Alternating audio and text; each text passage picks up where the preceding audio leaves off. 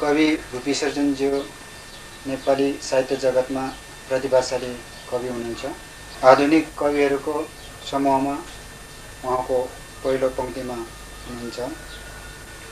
शेरचनज्यूको घुम्ने मेचमाथि अन्धो मान्छे कविता सङ्ग्रहले साहित्य जगतमा अति लोकप्रियता हासिल गरिसकेको छ। साथै साझा पुरस्कार 2026 सालमा प्राप्त भएको छ। थकाली कुलमा जन्मनु भई नेपाली साहित्यको सेवा गर्ने कविहरूमा भुपी शेरचनज्यूको योगदान अविस्मरणीय छ। अब सुनौँ उहाँसँगको कुराकानी। कविज्यूको स्वास्थ्यले अनुमति दिएमा केही जिज्ञासाहरू लिएर आएको छु। हुन्छ सुरेश। सर्वप्रथम यस 2046 सालको नयाँ वर्षको हार्दिक कामना कविज्यूलाई बताउँछु।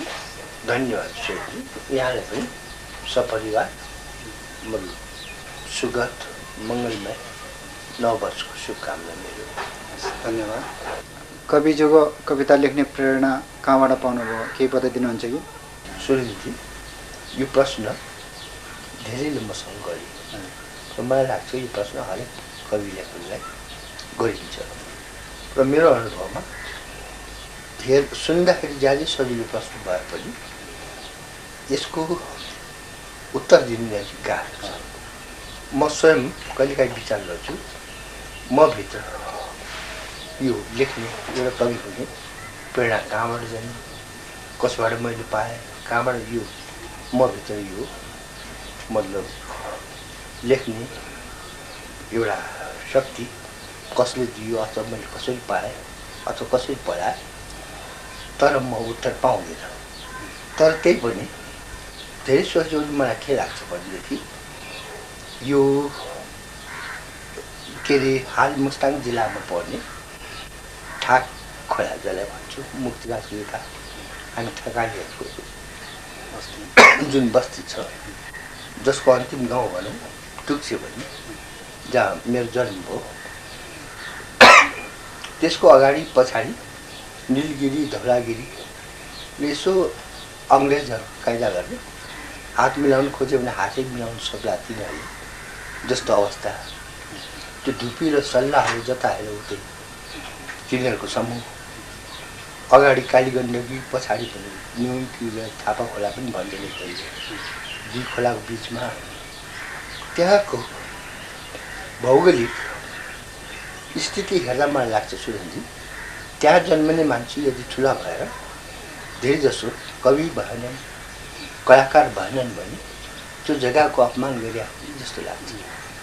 त्यो त्यस्तो ठाउँमा आफू जन्मियो।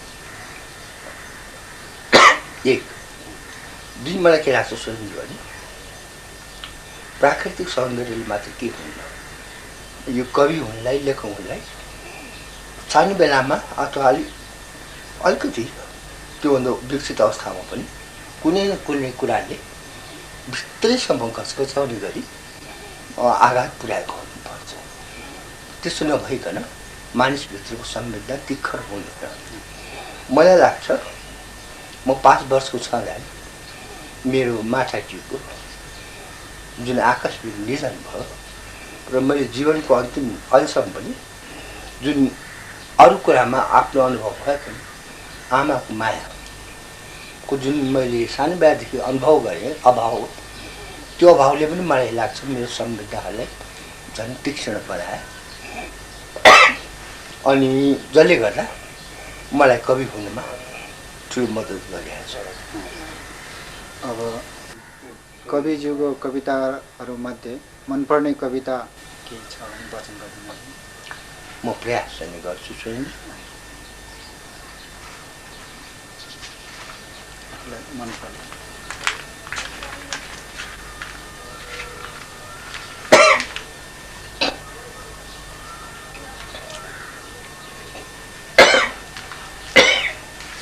यो दमको रोगले गर्दा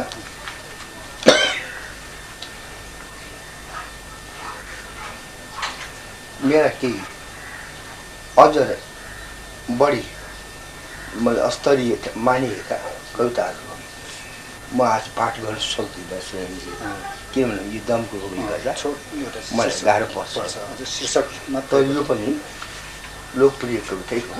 शीर्षक मात्रै म कवितै सुनाइदिनु होला, सानो छ सुन्न। हुन्छ हजुरको वचन वाचन।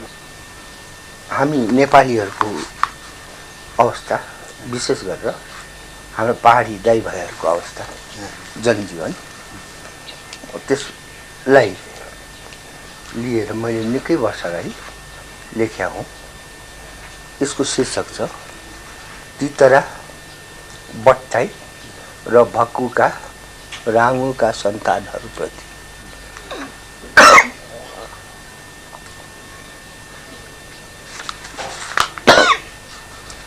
जर्मनको धावैमा होस् वा बर्माको घेरामा, मलायाका रबरका वनमा होस् वा नेपाल र लद्दाखका पराई लडाईँमा, ती जो मरे बिना कुनै स्वार्थ, बिना कुनै अर्थ, व्यर्थ, तित्रा, बट्टाई र भक्कुका रागो जस्तै अरूको हाहामा लागेर, अरूको थपडी र नारामा जागेर, अरूले खुवाएको जाँड र कट्टले मातिएर आयो गोर्खाली भन्दै, गोरु खाली बन्दै युद्धमा हाम फालेर, ती मरेका लोग्नेहरूको पेन्सनले आफ्नो छोराको पास्ने गर्ने ए अभागिनी स्वास्नीहरू हो। ती झरेका छोराहरूको आर्जनले आफ्नो 84 पूजा गर्ने ए बुढाबुढीहरू हो। ती बितेका साथीहरूको जर्सी लगाएर रोजीमा सोल्टी पकाउने ए तन्नेरी मान्छेहरू हो। ती मरेका प्रेमीहरूको कोसैली चुरा लाएर डोलीमा बस्ने बेहुली जेठी र कान्छीहरू हो। खुब स्वागत छ तिम्रो छातीमा यी तकमा परमवीर चक्र र भिक्टोरिया क्रसको, तर के आउँदैन यसबाट कहिलेकाहीँ ओसिएको गन तिम्रै आफन्तहरूको लासको। यो चाहिँ नि एउटा कविता। अब यो स्वास्थ्यले गर्दा मैले सकिनँ अरू। जे होस्, हजुर कविज्यूको मनपर्ने कविता सुनाउनु भयो, त्यसको लागि आभारी छु। कविज्यूको नयाँ कृतिहरू केही थपिएको छ कि? नयाँ छन् सुरेन्द्रजी, तर मुख्य रूपबाट यो यसपल्ट 42 साल वैशाख 1 गतेदेखि म बिरामी परेको र मैले भने मुख्य रूपबाट त्योभन्दा अघि मैले दुईटा काव्यहरू, एउटा चाहिँ प्राज्ञिक अदालतमा साक्षीको बयान भनेर काव्य नाटक, त्यसको खेसो रूपरेखाहरू मैले जम्मै बनाइसकेका थिएँ। अलिअलि खेसो पनि तयार पारेँ र त्यसलाई जति मैले पाठकीहरूलाई सुनाएँ खुब मन पराएका थिए। र अर्कोतिर मैले आफ्नो जीवनमाथि आधारित एउटा लघु काव्य जसको शीर्षक म एकछिनमा भन्छु। त्यो के भनेदेखि सुरेन्द्रजी, म जन्मेको गाउँको नाम टुकुचे। अहिले यो मेरो घर जुन काठमाडौँमा छ त्यो ठाउँ टुक्चाकै छेउमा छ। त्यो हुनाले 3 वर्ष अगाडिको कुरा, 4 वर्ष अगाडिको कुरा हो। यसो सोचे यो मेरा विगत झन्डै 49-50 वर्षको उपलब्धि के भन्दाखेरि धेरै मैले ती कुराहरू सोचेपछि त्यो लघु काव्यको विषय बन्न गएको र शीर्षक मैले दिएको थिएँ टुक्चेदेखि टुक्चासम्म। टुक्चेदेखि टुक्चासम्म कोही काती बितेका 50 वर्षहरूमा के उपलब्धि भयो, जीवनको मैले के पाएँ, जीवनभित्र मैले के पाएँ, जीवनले मबाट के पाएँ। तर अफसोस यी खेसाकै रूपमा रहे। वैशाख 1 गते अप्रत्याशित रूपबाट म जुन किसिमले बिरामी परेँ, त्यसपछिदेखि घर अस्पताल घरको जुन लामो अटुट क्रम चल्यो, त्यसले गर्दा मैले सकिनँ। तिनै ताका केही फुटकर लामो कविताहरू लेखेको थिएँ।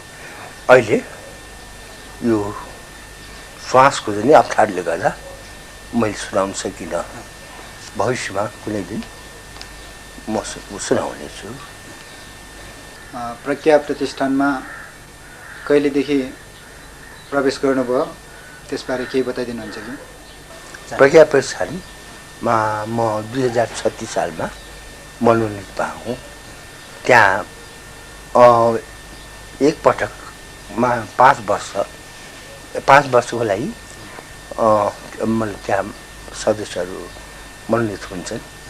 त्यसपछि त्यो पहिलो पटक अवधि सकेपछि 2041 सालमा फेरि म मनोनित भएँ र अहिले यो 2045 सालको अन्त्यदेखि 46 सालको प्रादुर्भावपछि बल्ल म त्यहाँको सदस्य छैन।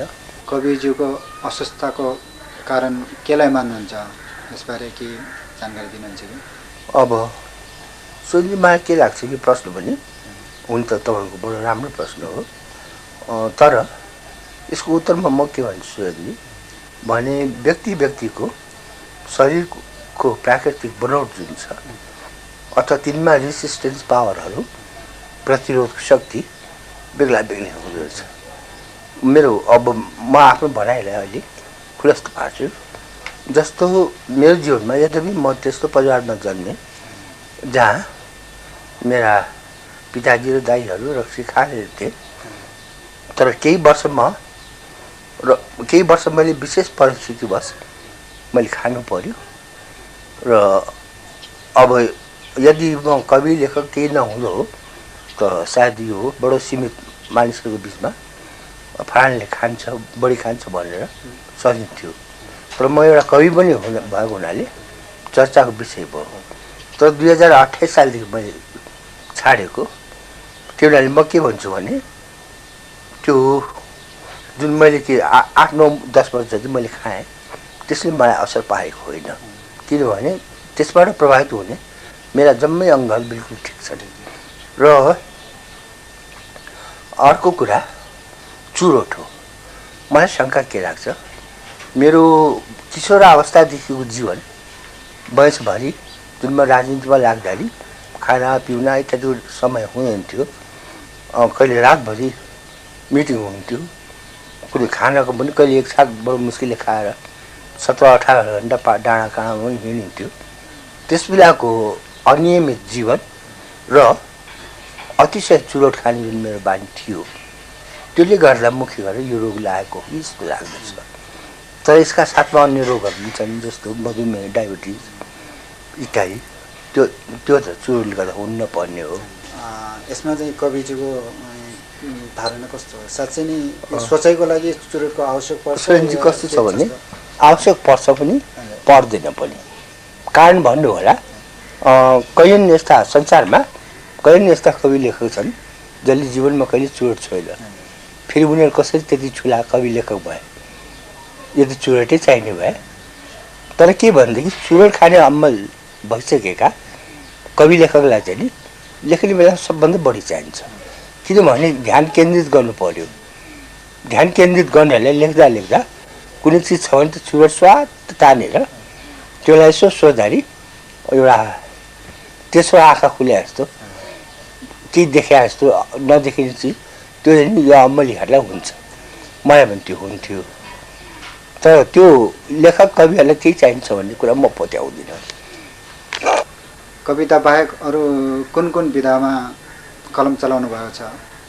त्यसो त सुरेनजी, मेरो किशोरावस्थामा मैले एउटा परिवर्तन भन्ने नाटक पनि लेखेका थिएँ। त्यो नाटक 2007 सालको क्रान्ति र क्रान्तिको विफलता, आंशिक जुन विफलता थियो त्यसलाई विषय बनाएर मैले लेखेको। त्यसको मञ्चन पनि ठाउँ ठाउँमा भएको थियो। तर पछि गएर कवितामै मलाई रस प्राप्ति हुन थाल्यो बढी र मैले कवितामै आफूलाई सीमित राखेँ। नयाँ आउने पिँढीहरूलाई कविज्यूको सन्देश? नयाँ पिँढीलाई कस्तो छ सुरेनजी भने पुरानो पिँढीको जहिले पनि कर्तव्य हुन्छ नयाँ पिँढीलाई त्यो सन्देश दिनु। तर मलाई लाग्छ नयाँ पिँढी हामीहरूको पहिलेको पिँढीभन्दा केही आधुनिक आविष्कारहरूले गर्दा यति बढी सुविधा प्राप्त हुन्छन् कि पुरानो पिँढीको खालि अनुभव मात्रै उनीहरूलाई काम लाग्दो हुन्छ, अन्यथा उनीहरूले मतलब अझ बढी जीवनका मतलब अनुभवहरू छिटै प्राप्त गर्न सक्छन्। मेरो भनाइ हामी पुरानाहरूले जे जति साधनको साथमा जीवनका अनुभवहरू प्राप्त गरेका थियौँ त्योभन्दा बढी सरल उपायहरू भएको हुनाले अहिलेको पिँढीले त्योभन्दा बढी चाहिँ अनुभवहरू छिटो सघाउन सक्दछन्। त्यही पनि मेरो नयाँ पिँढीलाई एउटा सन्देश भन्नुहोस्, अनुरोध भन्नुहोस्, के छ भनेदेखि नयाँ पिँढीले के अरे लक्ष्मी र सरस्वती दुईटैको समान रूपबाट मतलब तपस्या अथवा पूजा गर्न छाड्नु हुँदैन। मात्र धन आर्जन पछि लागेर यता सरस्वती भन्नाले ज्ञानपट्टि लाग्दै नलाग्नुले के हुन्छ भने राष्ट्र समाज इत्यादि अँध्यारो हुन्छ। तर फेरि ज्ञानको खोजीमा मात्र लागेर पटक्कै जीवनकोलाई चाहिने साधनहरू उपलब्ध गर्नुपर्ने नलागेर खण्डमा कवि लेखकहरूले पनि धेरै दुःख पाउँछन्। अब जस्तै भनौँ हाम्रो महाकवि देवकोटा, उहाँ जस्तो योग्य व्यक्ति र कविले पनि आर्थिक रूपबाट निकै दुःख पाउनु पर्यो। अब महान कवि र नाटककार गोपाल प्रसाद रिमालले उत्तिकै दुःख पाउनु पर्यो। अहिले पनि कवि लेखकहरूको जीवन अवस्था राम्रो छैन आर्थिक रूपबाट। त्यो लागि मैले नयाँ पिँढीलाई के अनुरोध गरेको छु भने नयाँ पिँढीले सर्वप्रथम काव्यको साधनामा लागेको खण्डमा पनि आफू बाँच्न र परिवारलाई जुन मतलब एउटा निम्नतम आवश्यकता पुरा गर्नका लागि केही आर्जन गर्ने एउटा बाटो बनाइसक्नु पर्दछ। एक दुई के भनेदेखि नयाँ पिँढीमा खास गरी लेखनपट्टि लागेका युवकहरूमा के को आवश्यकता छ भने यो अन्तर्राष्ट्रिय साहित्यको अध्ययन बढीभन्दा बढी गर्नु, त्यो अनि मात्रै आफ्नो मतलब भाषामा पनि धेरै वजनदार कुराहरू लेख्न सकिन्छ। तिन के भने निष्ठा चाहिन्छ। बिना निष्ठाको कुनै पनि काम सफल हुन सक्दैन। विशेष गरेर साहित्यको साधना त अवश्य पनि पुरा हुन सक्दैन। यिनै कुराहरू हुन् स्वयंजी। अब यसमा चाहिँ मलाई एउटा जिज्ञासा थपिन आयो भन्नु, कविजीको कविताहरू चाहिँ अन्तर्राष्ट्रिय स्तरमा अरू भाषामा पनि अनुवादित भएका छन् भन्ने कुरा सुनिन्छ के यसबारे के अनुवादित भएका छन्? अनुदित भएका छन्, तर कस्तो भने रुसी भाषा बाहेक अन्य भाषामा चाहिँ ज्यादै फुटकर किसिमले रुसी भाषामा चाहिँ त्यहाँ ओरिएन्टल इन्स्टिट्युट भन्ने छ मस्कोमा। म स्वयं पनि मैले पनि देखाएको छु त्यहाँ गएको बेलामा। त्यहाँ मेरो र मेरा समकालीन केही कविहरूको त्यस दशकका केही कविहरूको र मेरो उनीहरूको भनाइअनुसार विशेष गरेर मेरोमा बढ्ता ध्यान दिएको छ भन्थे। कहाँसम्म सत्य हो, तर मलाई देखाइयो त्यो ओरिएन्टल इन्स्टिट्युटमा त्यहाँ टन्नै हाम्रो दर्शकको र मेरो लगायत कविताहरूको मतलब तिनका विषयमा विद्वानहरू लागेका थिए। अनुवादहरू पनि प्रशस्त उनीहरूका थुप्रै भाषा छन् तिनमा गरिएका थिए। अङ्ग्रेजीमा केही फुटकर भएको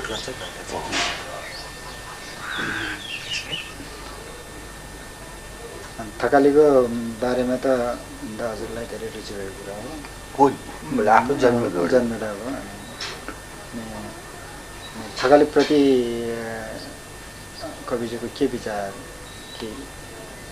साह्रै साँच्चै भनौँ भने थकाली जाति दुर्गम ठाउँमा भएर पनि धेरै सम्भावनाहरू बोकेर मतलब जन्मेको जाति हो। छोरी जाति भए पनि अब त्यो जमानामा तिब्बततिर के अरे गर्मीयाममा त्यस्तो खतरा भएको तिब्बतको बाटो तिब्बतसम्म व्यापार गर्न जाने, अनि फेरि जाडोमा भारतमा व्यापारको लागि जाने, नयाँ नयाँ कुरा सिक्ने, र समाजमा ती न्याय सिकेका बुढाहरूलाई आफ्नो समाजमा लागू गर्ने बडो एडभेन्चरस भन्छ नि अङ्ग्रेजीमा, त्यस्तो एउटा जाति हो। र व्यापारमा लागे तापनि अन्य कुराहरूमा पनि नयाँ नयाँ र असल कुराहरूलाई तुरुन्तै स्वीकार गर्न सक्ने जाति। यता आएर जति बरु व्यापारमा अन्य केही जातिले, खास गरी बाहिरकाहरूले अब नेपाली जातिहरूमध्ये नि यसलाई उसलाई भन्ने छैन, नेपाली व्यापारीहरूभन्दा बाहिरका व्यापारीहरूले बस्दा जितेका छन्। तर मलाई लाग्छ अझ पनि यो नयाँ पिँढीले यदि आफ्नो जातिको मतलब कल्याणको लागि अरू जातिहरूसँग राम्रो सम्बन्ध, पहिलेको आफ्ना पुर्खाहरूले जस्तै राम्रो सम्बन्ध राखेर अहिले आफ्नो जातिको लागि नयाँ नयाँ कुराहरू पट्टि लागे, पुराना हामीहरूको ओरिजिन कहाँबाट भएको हो इत्यादि जम्मैको मतलब राम्रो मतलब एन्थ्रोपोलोजिकल मतलब रिसर्चपट्टि लागे भनेदेखि मलाई लाग्छ अझ तराई जातिले धेरै उन्नति गर्न सक्छ। कविज्यूको यति लामो समयसम्म साहित्य जगतमा भिजेर आफ्नो साहित्यिक उपलब्धिहरूसँग कतिको सन्तुष्ट हुनुहुन्छ?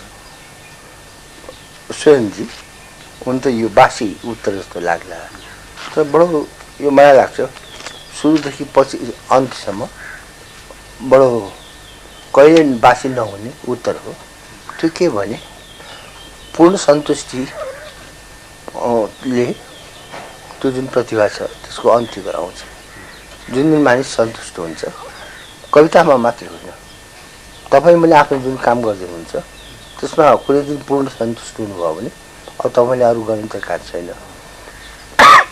त्यस्तै म पनि एउटा कविको रूपबाट एकातिर म सन्तुष्ट छु, मैले केही गर्न सकेँ।